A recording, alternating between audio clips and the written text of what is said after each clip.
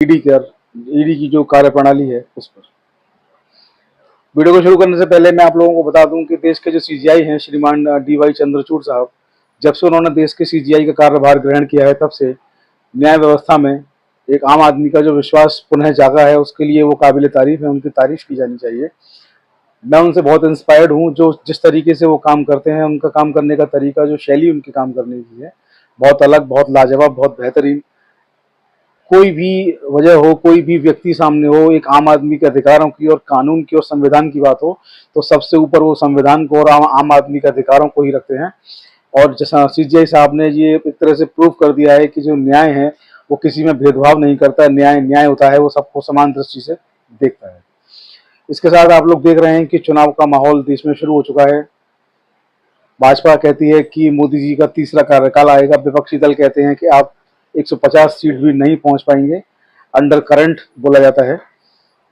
इधर आप लोग देख रहे हैं ईडी की किस तरीके की कार्यप्रणाली है, ईडी किस तरीके से पूरे देश में एक अलग तरीके से मुहिम चलाए हुए है। तमाम विपक्षी दल जो है वो बार बार आरोप लगा रहे हैं कि ईडी जो है वो भारत सरकार की, प्रधानमंत्री जी की वो एक कठपुतली बनी हुई है, ईडी उनके इशारे पर काम कर रही है, ईडी अपनी संवैधानिक शक्तियों का दुरुपयोग कर रही है, सरकार अपनी शक्तियों का दुरुपयोग कर रही है। ऐसा आरोप बार बार लगातार विपक्षी दल लगाए हुए हैं। राहुल गांधी जी को जहां भी मौका मिलता है या किसी अन्य नेता को जहां मौका मिलता है वो बोलने से नहीं चूकते हैं। इसके साथ आप देख रहे हैं कि हेमंत सोरेन जो पूर्व मुख्यमंत्री झारखंड के थे, वो जेल में है, अभी तक उनको बेल नहीं मिल पाई है। आप देख रहे हैं कि अरविंद केजरीवाल अभी भी जेल में है, मुख्यमंत्री बने हुए हैं, उनके मुख्यमंत्री के पद से हटाने के लिए कुछ लोगों ने जो है जनहित याचिकाएं भी डाली थी। सारी की सारी जनहित याचिकाएं जो है खारिज हो चुकी हैं। ऐसे में किसी व्यक्ति ने एक जनहित याचिका ये भी डाली है कि अरविंद केजरीवाल मुख्यमंत्री बने रहें और उनको जेल से ही काम करने का मौका दिया जाए, उनकी सरकार को न गिराया जाए। तो पूरे देश में इस वक्त चुनावी पूरा माहौल बना हुआ है, बड़ा उतार चढ़ाव देखने को मिल रहे हैं। और ये भी देखने को मिल रहा है कि पहली बार जो है एक मुख्यमंत्री रहते हुए जेल में है। इन सब के बीच में जो सब कुछ चल रहा है आप लोग देख रहे हैं, सबके बीच में एक हाईकोर्ट का बहुत बड़ा आदेश आया है, जो कहीं ना कहीं बहुत बड़ी लाइन, बहुत बड़ी लकीर खींचता है ईडी की कार्यप्रणाली पर। मसला ये हुआ कि एक व्यक्ति को ईडी ने गिरफ्तार किया और 24 घंटे तक उसको जो है संबंधित न्यायालय में या नजदीकी न्यायालय में हाजिर नहीं किया। जैसा कि आप जानते हैं कि नियम है, रूल है, कानून है, किसी व्यक्ति को गिरफ्तार किया जाएगा तो 24 घंटे के अंदर संबंधित या नजदीकी जो भी न्यायालय होंगे वहां पर उस व्यक्ति को न्यायालय के सम्मुख हाजिर किया जाएगा। वहां से उसकी लीगल जो जुडिशियल कस्टडी होती है उसकी कस्टडी वहां से ली जाएगी। तो इस व्यक्ति को हाजिर नहीं किया। इस व्यक्ति ने अपने अधिवक्ता के जरिए हाई कोर्ट में याचिका दाखिल की और गिरफ्तारी को अवैध बताते हुए याचिका को खारिज करने की बात की। मामला बॉम्बे हाई कोर्ट का है। बॉम्बे हाई कोर्ट की जो जस्टिस की बेंच है, मैं आपको नाम बता दूं, जस्टिस रेवती मोहिते डेरे और जस्टिस मंजूषा देशपांडे, दो जस्टिस की ये पीठ है जो इस मसले को सुन रहे हैं।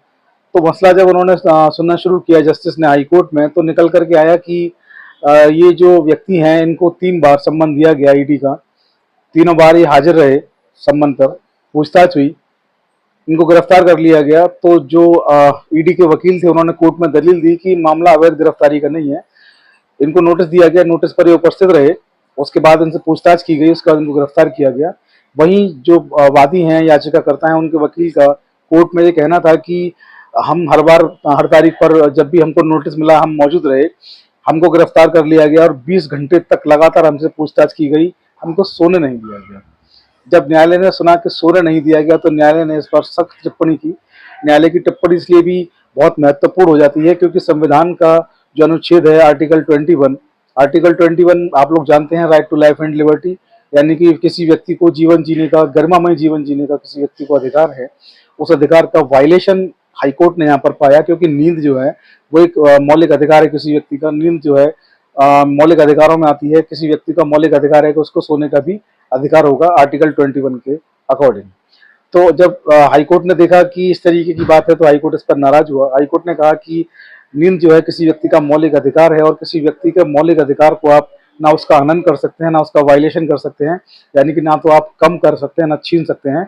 मौलिक अधिकार तो आपको उसको देने ही होंगे। तो हाईकोर्ट ने सख्त टिप्पणी की ईडी पर। ये टिप्पणी जो है कई मायने में महत्व रखती है, क्योंकि ईडी पर आप देखते हैं कि कभी सुप्रीम कोर्ट टिप्पणी करता है, कभी हाईकोर्ट से टिप्पणी होती है, लेकिन ईडी की कार्यप्रणाली है कि वो बस करते चले जा रहे हैं। हाईकोर्ट सुप्रीम कोर्ट की टिप्पणियां लगातार होती चली जा रही हैं।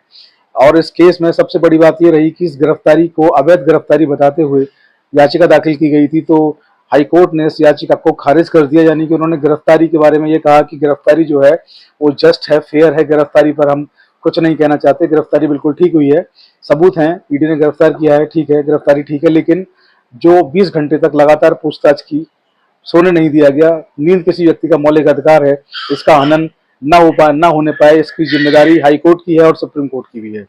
तो कुल मिलाकर ये टिप्पणी जो है बहुत महत्वपूर्ण है। हाईकोर्ट की टिप्पणी का ईडी को और तमाम एजेंसियों को संज्ञान भी लेना चाहिए और देखना चाहिए कि आगे से ऐसी गलतियां ना हो। आज के वीडियो में इतना ही। वीडियो को शेयर करना ना भूलें। आप लोग बने रहें हमारे साथ। जय हिंद, जय भारत, नमस्कार।